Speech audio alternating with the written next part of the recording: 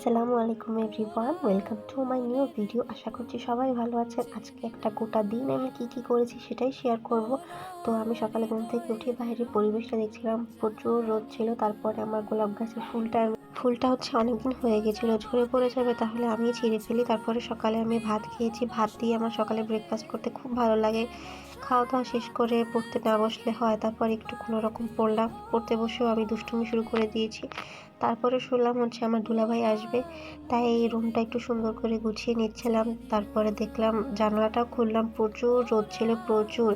তারপরে এই তো আমার ঘর গোছানো হয়ে গেছে। তারপরে ঝাড়ু টাড়ু দিয়ে সুন্দর করে রান্নাঘর চলে গেলাম। দেখলাম মা কি রান্না করবে, বললো যে আম দিয়ে ডাল রান্না করবে। তাই আমি আমটা ফ্রিজ থেকে বের করে সুন্দর মতো কেটে নিয়েছি, যতটুকু আম দেবো আর কি সেই অনুযায়ী নিয়েছি। তারপরে ডালের ভিতর আমগুলো দিয়ে মা হচ্ছে কি চুলায় উঠিয়ে দিল। অ্যাট দ্য সেম টাইম মা হচ্ছে গিয়ে ডালে ফোড়নও দিয়ে দিয়েছে। এদিকে হচ্ছে মা মুরগির মাংস রান্না করেছে। তো সেই প্লেট নিয়ে আমি দৌড়ে চলে যাই। তারপরে এক পিস মুরগির মাংসের 2 টুকরো আলু নিয়ে আমি সোজা খেতে বসে যাই, কারণ যখনই রান্না করবো আমি এরকমভাবে অল্প একটু ভাত নিয়ে খাবো। একদম শেষ পর্যন্ত আমি খেয়ে ফেলেছি চেটেপুটে একদম সব। তারপরে শাওয়ার নিয়ে নামাজ পড়লাম। তার মধ্যে আমার ভাইয়াও চলে আসে।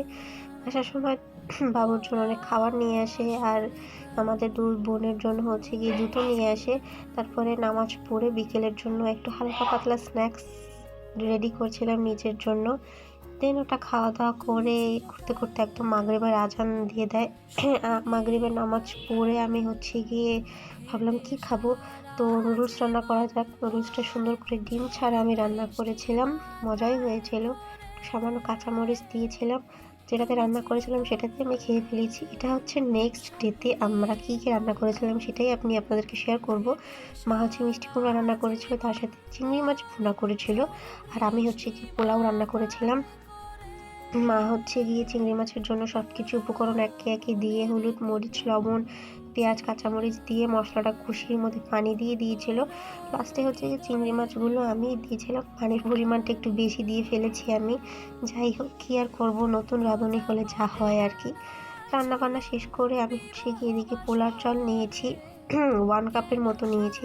সেটাকে ভালো করে পানি দিয়ে ধুয়ে ময়লা পানিটা ঝরিয়ে নিয়ে ফ্রেশ পানি রেখে তারপর ওটাকে রেখে দিয়েছি। তারপর আমি একটা কড়াইতে তেল, পেঁয়াজ, 2টো এলাচ, দারচিনি আর হচ্ছে তেজপাতা দিয়ে সুন্দর মতো কষিয়ে এর মধ্যে হচ্ছে আমি কিশমিশটা দিয়ে দিয়েছি। তারপর চালটা দিয়ে সুন্দর মতো একটু ফ্রাই করে এর মধ্যে সামান্য একটু চিনি দিয়েছি। তারপর ফ্রাই করে নিয়ে এর মধ্যে আমি পরিমাণ অনুযায়ী পানি দিয়ে দিয়েছি। তারপরে ক্লিপ আর নেওয়া হয়নি, বাবুকে খাইয়ে তারপর আমরা খেতে চলে যাই। খেতে অনেক মজা হয়েছিল আমার, বিশেষ করে পোলাও দিয়ে মিষ্টি কুমড়া খেতে খুব ভালো লাগে। তারপরে সন্ধ্যায় হচ্ছে কি চিপস খেয়েছি, সেমাই খেয়েছি। আর আজকের ব্লগটা আমার এই পর্যন্ত। আল্লাহ হাফেজ।